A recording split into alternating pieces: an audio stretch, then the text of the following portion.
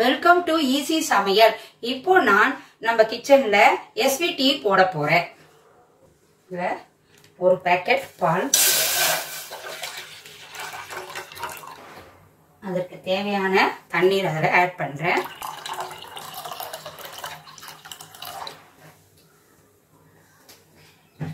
பால் நல்லா கொதிச்சு பொங்கி வரணுங்க. பால் பொங்க வந்துச்சுங்க, நல்லா பொங்கிடுச்சு.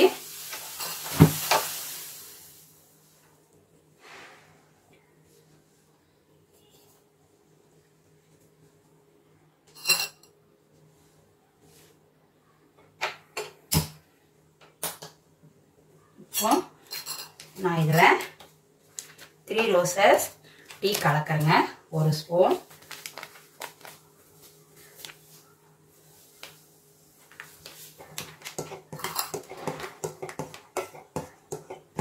ஒரு கரண்டி, சின்ன கரண்டிங்க இது, ஸ்பூன் இல்ல கரண்டி.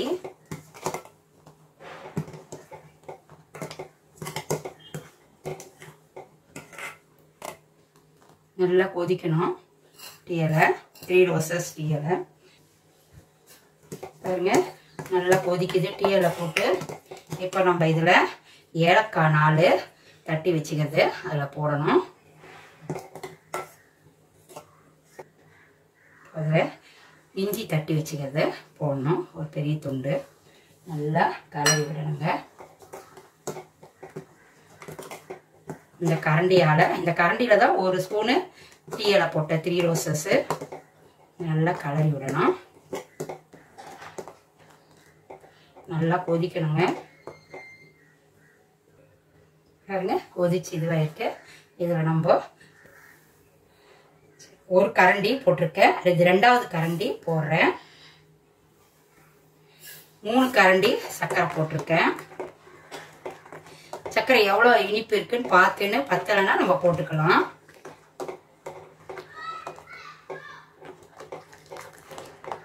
மூணு கரண்டி சர்க்கரை போட்டிருக்கேன்.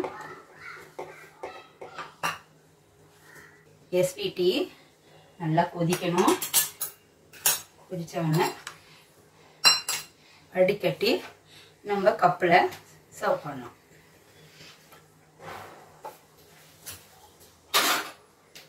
இது ஒரு 5 நிமிட்ஸ் கொதிக்கணுங்க. அப்படியே கொதிச்சு பொங்கி போகக்கூடாது, நம்ம அதை கலரி விட்டுட்டு இருக்கணும்.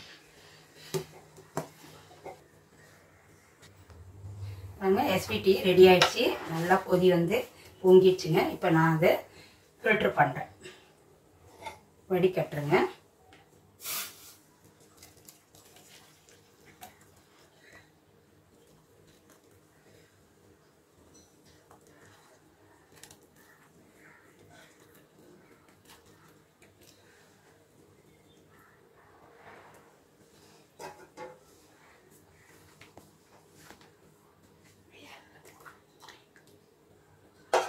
வடி கட்டியாச்சுங்க.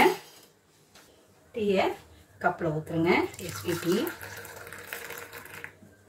எஸ்வி டீ ரெடி ஆயிடுச்சுங்க. நீங்களும் உங்கள் வீட்டில் செஞ்சு பாருங்க, நன்றாக இருக்கும். நன்றி, வணக்கம். இந்த வீடியோ உங்களுக்கு பிடித்திருந்தால் லைக் பண்ணுங்க, கமெண்ட் பண்ணுங்க, ஷேர் பண்ணுங்க, மறக்காமல் சப்ஸ்கிரைப் பண்ணுங்க.